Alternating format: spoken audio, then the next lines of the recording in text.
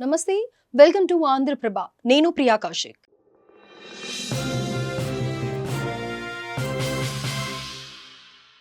భారత్ పాకిస్తాన్ మధ్య యుద్ధ వాతావరణం కొనసాగుతోంది. ఆపరేషన్ సింధూర్ తర్వాత పాక్ చేస్తున్న దాడులను ఇండియన్ ఆర్మీ సమర్థవంతంగా తిప్పికొడుతోంది. అయితే ఇరు దేశాలు అణ్వాయుధ సామర్థ్యాన్ని కలిగి ఉన్నాయి. ఈ నేపథ్యంలో అనుకోని పరిస్థితులు సంభవించి అణు దాడి జరిగితే పరిస్థితిని ఏంటనే ఆందోళన ప్రతి ఒక్కరిలోనూ తలెత్తుతోంది.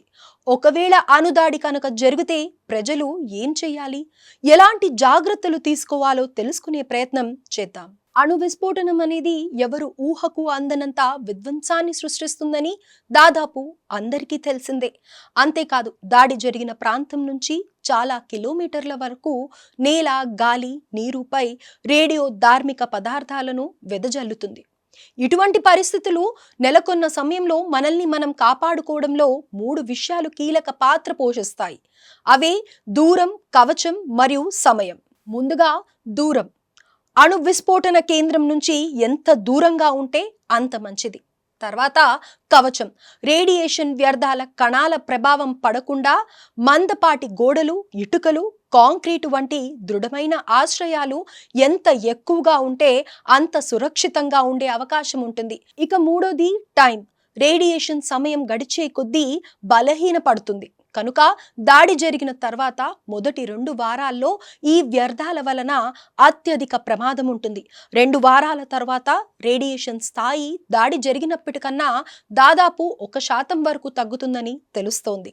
న్యూక్లియర్ బాంబ్ అటాక్ జరిగినప్పుడు తక్షణమే ఇంటి లోపలికి లేదా సురక్షిత ప్రాంతంలోకి వెళ్ళి లోపలే ఉండాలి. తలుపులు, కిటికీలు మూసివేయాలి. అలాగే ఆహార పదార్థాలు, నీరు వంటి వాటిని పూర్తిగా కప్పి ఉంచాలి. ఒకవేళ ఆ సమయంలో బయట ఉంటే ఆ ప్రాంతం నుంచి వీలైనంత దూరంగా వెళ్ళిపోవాలి. ముఖాన్ని, శరీరాన్ని తడి వస్త్రాలతో కప్పుకోవాలి. వెంటనే ఇంటికి తిరిగి వెళ్ళి దుస్తులను మార్చుకోవాలి. స్థానిక అధికారులకు సహకారం అందించడంతో పాటు మందులు తీసుకోవడం వంటి సూచనలను తూచా తప్పకుండా పాటించాలి. అలాగే అణు రేడియేషన్ పై ప్రతి ఒక్కరూ అవగాహన కలిగి ఉండాలని భారత ప్రభుత్వ జాతీయ విపత్తు నిర్వహణ సంస్థ సూచిస్తోంది. అదేవిధంగా అణు విస్ఫోటనం జరిగిన సమయంలో ఆందోళనకు గురి కావద్దని చెబుతుంది భారత ప్రభుత్వ జాతీయ విపత్తు నిర్వహణ సంస్థ. బయటకు వెళ్ళొద్దు. సాధ్యమైనంత వరకు బయట నుంచి వచ్చిన ఆహారం, నీరు, కూరగాయలు వంటి వాటిని కూడా నివారించాలి. అలాగే జిల్లా లేదా పౌర రక్షణ అధికారుల సూచనలను ధిక్కరించవద్దని సూచిస్తోంది. ఈ మార్గదర్శకాలను పాటించడం వలన అణుదాడి వంటి విపత్కర పరిస్థితుల నుంచి బయటపడటానికి, ప్రాణాలు కాపాడుకోవడానికి అవకాశం ఉంటుంది. అధికారులు ఇచ్చే సమాచారంపై ఆధారపడడంతో పాటు వారి సూచనలను ప్రజలంతా పాటించడం అత్యంత ముఖ్యమని చెప్పొచ్చు.